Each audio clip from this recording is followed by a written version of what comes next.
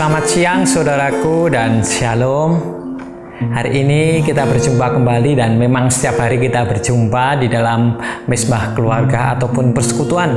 Walaupun kita bertemu secara online, tapi biarlah tidak menghalangi sedikit pun untuk kita datang bersama-sama memuji, memuliakan Tuhan dan mendengarkan sedikit dari firman-Nya. Dan biarlah saat ini kita mau datang kepada Tuhan. Kita mau katakan, pakailah aku Tuhan, jadikan aku seperti emas. Biarlah semuanya untuk kemuliaan nama-Mu Yesus. Terima kasih Tuhan, terima kasih Yesus, terima kasih Roh Kudus.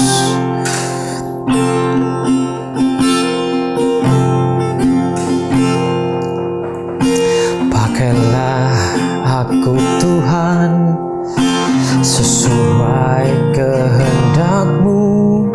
Seluruh hidup ini ku persembahkan hanya untuk-Mu. Murnikan aku Tuhan dengan api surgawi, bentuk bejana ini sesuai kehendak-Mu. Lebih dari emas, lebih dari permata, Kau buatku berharga di mata-Mu.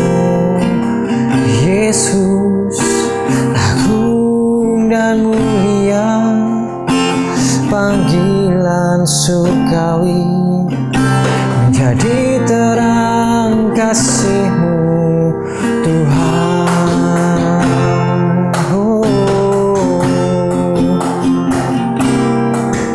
Pakailah aku Tuhan, sesuai kehendak-Mu. Seluruh hidup ini ku persembahkan hanya untuk-Mu. Mainkan aku Tuhan dengan api surgawi, bentuk bejana ini sesuai kehendak-Mu.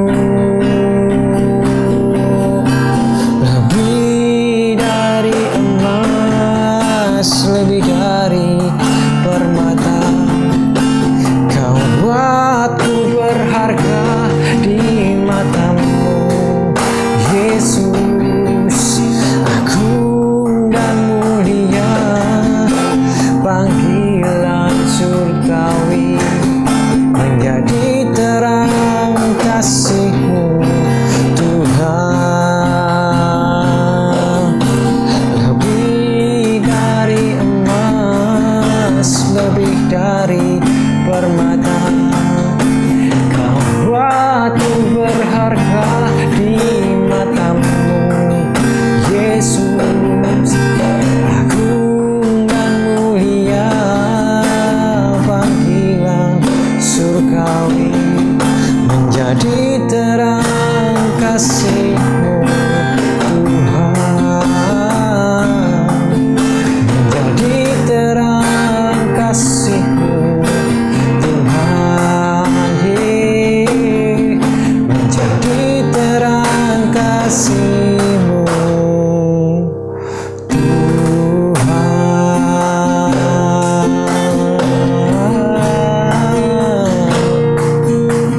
Biarlah kami menjadi terang untuk kemuliaan nama-Mu Yesus.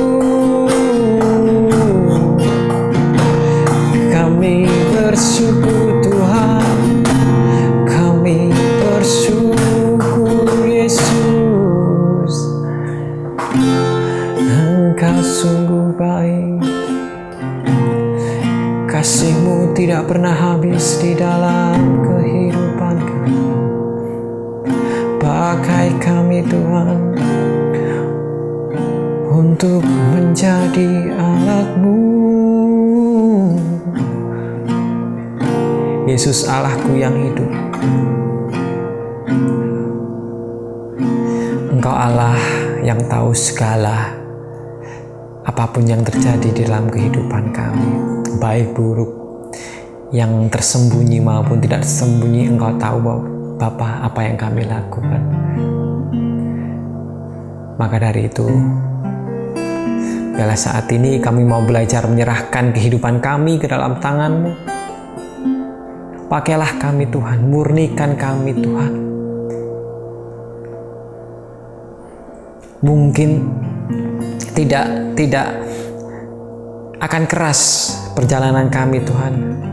Mungkin tidak semulus Tuhan, mungkin banyak sekali pergumulan Tuhan, tapi kami percaya Tuhan, semuanya itu yang membuat kami proses menjadi murni, yang menjadi berkilau seperti emas. Dan kami percaya Tuhan, itu pekerjaan-Mu dan pekerjaan-Mu akan indah pada waktunya. Dan terima kasih Bapak. Biarlah siang hari ini Tuhan, kami mau belajar lebih lagi untuk menjadi pribadi yang tahu akan Engkau, mengenal Engkau lebih lagi. Dan hari ini kami mau belajar sedikit tentang firman. Biarlah apa yang hamba sampaikan dapat dimengerti saat ini yang mengikuti Misbah Keluarga pada siang hari ini. Kuasai kami dengan kuasa Roh Kudus-Mu. Hanya Engkau yang bekerja di dalam kehidupan kami. Terima kasih Bapak. Kami bersyukur buat semuanya. Hanya di dalam nama Yesus kami berdoa dan mengucap syukur. Amin. Shalom saudaraku, selamat siang. Dan kita bersyukur hari ini kita dipertemukan kembali di dalam Misbah Keluarga. Itu semua karena anugerah dari Tuhan yang telah diberikan kepada kita. Kesempatan hidup kita bisa dapat setiap hari. Dan kita percaya bahwa itu semua anugerah dari Tuhan. Jikalau mungkin kita masih hidup, tetapi kita tidak merasakan sukacita, damai sejahtera, maka dari itu mungkin itu suatu pergumulan di dalam kehidupan kita. Tetapi marilah kita tetap kuat menjalani kehidupan ini bersama Tuhan. Dan hari ini kita mau belajar, kita mau sedikit mengetahui tentang kebenaran firman Allah. Dan mungkin tidak lama, tapi percayalah, biarlah firman hari ini bisa tertanam di dalam hati saudara-saudara dan bisa dilakukan di kehidupan saudara-saudara. Dan saat ini kita mau belajar bahwa dalam membina keluarga itu tidaklah semudah membalikkan telapak tangan. Mungkin seperti itu ya. Hal yang paling mudah banget tuh apa sih yang membalikkan telapak tangan? Cuman gini-gini aja ya. Tetapi dalam membina keluarga itu tidak seperti itu. Harus butuh perjuangan, harus butuh pengorbanan, harus butuh konsisten untuk membuat keluarga kita menjadi baik, keluarga kita menjadi enak. Maksudnya enak dalam arti hubungan antara suami dan istri, hubungan dengan anak, hubungan antar keluarga besar, supaya terjadi komunikasi yang baik di dalam keluarga kecil maupun keluarga besar. Tapi saat ini kita mau berbicara tentang keluarga kecil, yang dimana terdapat suami, istri, anak. Walaupun masih ada yang saat ini saudara-saudara yang belum dipercayai oleh Tuhan ataupun belum diberikan anak Tuhan, tetapi kita harus percaya itu adalah rencana dari Allah. Dan kita tahu mungkin banyak contoh-contoh di dalam dunia ini yang memiliki keluarga yang harmonis dan juga memiliki keluarga yang di depannya harmonis, ternyata di dalamnya tidak.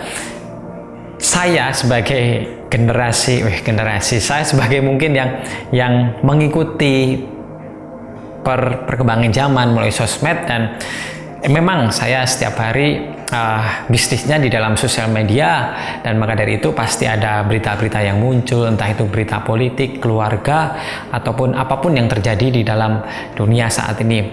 Dan hari ini saya lagi scroll, lagi cari materi untuk bisnis saya ataupun untuk suatu yang untuk mendukung pelajaran apa yang saya pelajari. Ada satu keluarga yang mungkin teman-teman bisa lihat di sosmed ya. Keluarga itu adalah, mungkin teman-teman tahu MS Glow. Nah itu ternyata MS Glow ini, keluarga yang mempunyai MS Glow ini, saya lupa namanya siapa ya, 99 juragan atau apa saya lupa. Nah, semua mengidolakan keluarga harmonis ini, dan semua tahu bahwa keluarga ini kelihatan harmonis, memberikan hadiah, menghadiahi, naik jet pribadi bersama-sama, keluar negeri bersama-sama. Pokoknya harmonis lah, kelihatan di sosial media harmonis. Dan ternyata kemarin di feed-nya istrinya ini, dia memberitakan bahwa dia pisah dengan suaminya, dan followers-followersnya semua pada kaget. Padahal mereka mengidolakan mereka ini, kelihatan dari bagaimana hubungan suami istri, bagaimana hubungan dengan anak, harmonisnya mereka di dalam media sosial.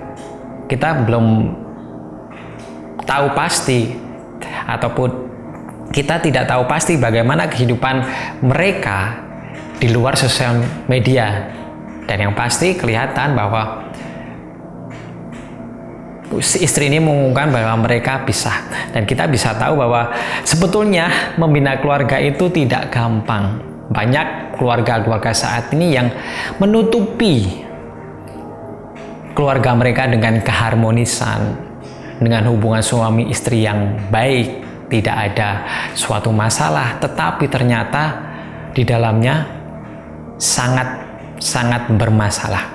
Hari ini saya juga membersihkan sebuah taman. Saya bisa ibaratkan bahwa rumah tangga itu seperti memelihara taman. Taman saya di rumah saya nggak terlalu besar sih, cuman kelihatannya 2 meter kali 3 lah, atau 3 kali 4, saya lupa, nggak terlalu besar. Tetapi pada waktu itu sampai sekarang ini rumputnya udah pada tinggi, tanaman-tanamannya sudah pada kering, banyak duri-duri. Nah, kemudian udah nggak baik dilihat. Walaupun hijau, kelihatan hijau semuanya rumputnya. Saya pakai rumput Jepang, rumput Jepang itu kelihatan hijau semuanya, tetapi sudah tidak baik dan tidak enak dipandang karena sudah banyak rumput-rumput yang tidak rata, tidak sejajar, dan akhirnya saya memutuskan untuk merawat atau untuk membersihkan taman tersebut. Emang butuh waktu lama karena harus agak rapi, harus dipotong-potong rumput supaya sejajar. Ternyata setelah dipotong-potong di dalamnya itu, setelah di atasnya saya potong, kita di bawah setengah rumput itu ternyata kering semua dan nggak hijau seperti yang saya lihat waktu sebelum saya potong. Dan juga ternyata di dalamnya banyak ulat, banyak ular berbulu, terus banyak duri-duri, banyak kadal, terus banyak juga siput. Jadi memang nggak terlihat semuanya karena rumputnya udah terlalu tinggi. Maka dari itu terus saya membersihkan semuanya itu. Akhirnya ya sudah lumayan kelihatan, terus ulat bulunya sudah nggak ada, rumput-rumputnya udah rapi dan kelihatan dan sudah terlihat bagus. Kita bisa tahu bahwa di dalam keluarga itu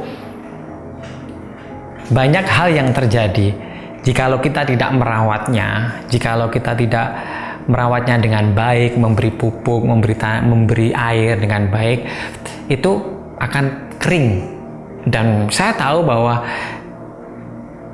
merawat itu tidak hanya 1 hari saja merawat, menyiram terus sudah 1 bulan dibiarin. Tidak seperti itu, harus tiap hari merawat dengan konsisten. Tiap hari kalau ada mungkin rumput yang udah tinggi dipotong sedikit-sedikit, karena jika terlalu lama ya seperti saya mungkin akan lebih banyak memakan waktu, akan lebih banyak memakan banyak tenaga, mungkin juga banyak binatang-binatang yang di dalamnya, karena di bawah rumput mungkin banyak sekali hal-hal yang tidak terlihat, rumput yang kering, akar yang kering, bisa seperti itu.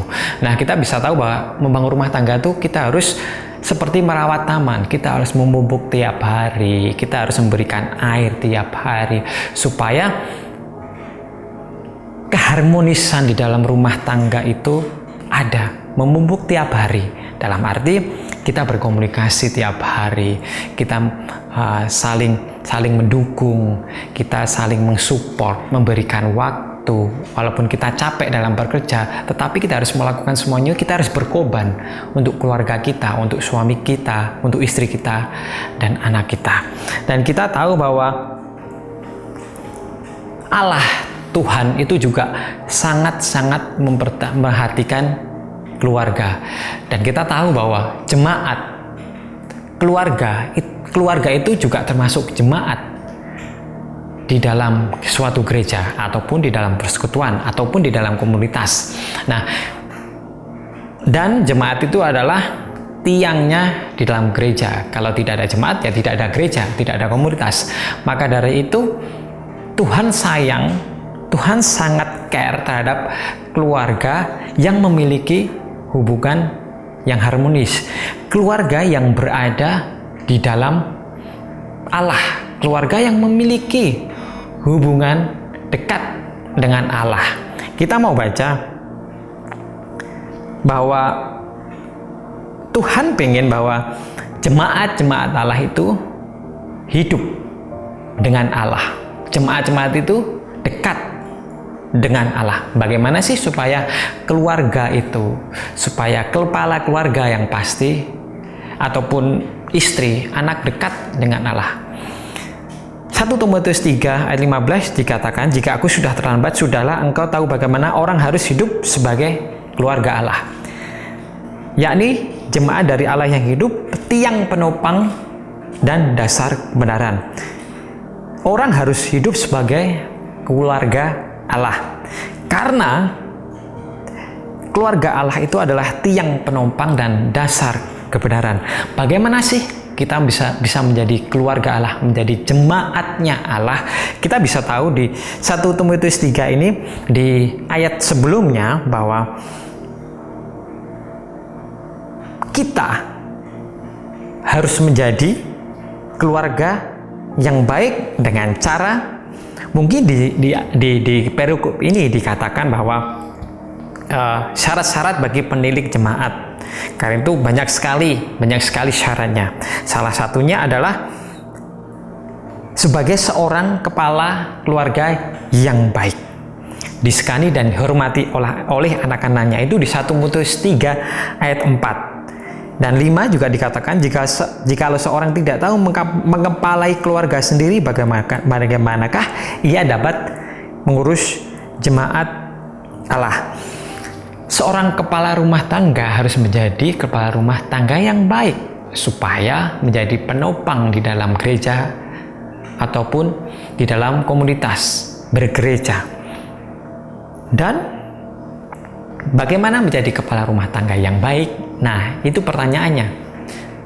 Sebagai kepala rumah tangga yang baik, kita harus yang pasti, kita harus dekat dengan Allah. Dan yang pasti, kita harus bertobat jika mempunyai kesalahan.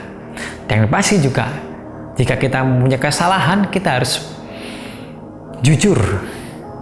Bukan hanya dengan Tuhan, tetapi dengan istri kita, dengan anak kita, supaya tidak terjadi kecurigaan lagi, dan setelah itu pastinya tidak mengulangi kesalahan yang telah dibuatnya.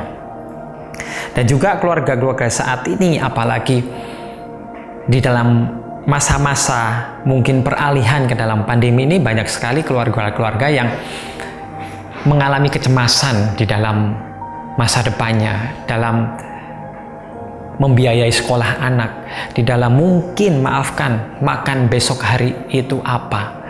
Mungkin juga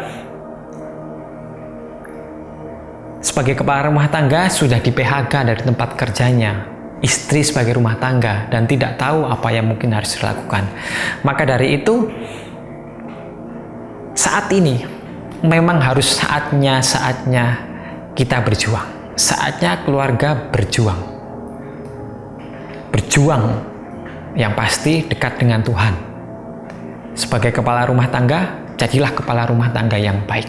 Sebagai istri, jadilah istri yang menghormati kepala rumah tangga. Sebagai anak, taatilah orang tuamu, dan sebagai orang tua harus mengasihi anakmu. Dalam apapun yang kita lakukan sebagai keluarga di dalam dunia ini pasti ada yang namanya pergumulan. Tidak akan lepas dari itu. Tetapi jika satu keluarga datang beribadah kepada Tuhan, Tuhan tidak akan tutup mata. Tetap setia walaupun dalam perjalanannya, dalam prosesnya masih banyak pergumulan. Dalam perjalanannya masih dalam suatu hal yang mungkin terlihat mata tidak mungkin dapat diselesaikan masalah ini. Mungkin saat ini saudara-saudara terjadi masalah antara suami dan istri, suami selingkuh, istri selingkuh, dan akhirnya terjadi sesuatu hal yang mengakibatkan ingin berpisah. Tapi sekali lagi saya mohon, pikirkan baik-baik, pikirkan lebih jernih lagi, minta sama Tuhan apa yang harus dilakukan supaya tidak mengambil salah jalan. Setiap orang pasti punya kesalahan, ya, tidak lepas daripada itu. Tapi biarlah di dalam Tuhan kita pasti bisa. Mental drop, bad mood, kepahitan itu pasti ada saat keluarga tersebut tidak mempunyai hubungan yang harmonis. Tetapi kita saat ini tahu bahwa kita ini adalah penopang, kita adalah soko guru dari gereja, dari jemaat, dari keluarga Allah yang hidup. Kita mau menghidupi, kita mau menjalani proses apapun yang sedang Tuhan lakukan terhadap kita di dalam berkeluarga bersama Tuhan. Jikalau kita lihat banyak sekali keluarga yang struggle, dan saya juga mungkin sering melihat juga teman-teman mungkin pernah melihat suatu program yang namanya Solusi ya. Itu mungkin tidak tahu sekarang masih ada apa enggak. Jadi di situ membahas tentang keluarga yang bagaimana suami meninggalkan istrinya berapa tahun, terus istri yang selingkuh, terus anak yang tidak menghargai, dan mereka bersaksi bahwa mereka dengan berdoa, mereka dengan bertekun dengan Tuhan, akhirnya suami mereka kembali, akhirnya istri mereka kembali. Berdoa salah satu kekuatan kita, dan memang itu hanyalah kekuatan kita saat kita menjalani pergumulan. Dan setelah itu, dengan berusaha yang kita lakukan, kita percaya Tuhan tidak akan pernah tutup tangan, tidak pernah akan tutup mata, dan akan selalu menopang kita dalam keadaan apapun. Makanya dari itu, jangan lelah untuk berdoa, jangan lelah untuk mendoakan istri kita, jangan lelah untuk mendoakan suami kita, jangan lelah untuk mendoakan anak kita. Beri waktu untuk istri kita, untuk suami kita, untuk berkomunikasi. Beri waktu untuk anak kita untuk berkomunikasi, bersama memberikan waktu. Bukan hanya sekedar kerja dan terus kerja. Bukan hanya sekedar ego kita sendiri melakukan hobi kita dan tidak pernah meminggirkan istri kita bagaimana, anak-anak kita bagaimana. Hanya ingin melakukan kesenangan-kesenangan kita sendiri dan mengorbankan keluarga kita. Karena berkeluarga itu pasti sudah menekan ego kita. Jikalau tidak, pastilah terjadi suatu hal yang tidak baik, dan kelanjutannya juga pasti tidak akan baik, karena kita tidak bisa menekan ego kita. Tapi yang pasti, jikalau kita berada di dalam lingkup Allah, di dalam kedekatan kita dengan Allah, suami istri, kita berdoa bersama, melakukan ibadah bersama, Tuhan pasti tidak akan tutup tangan, tutup mata sekali lagi.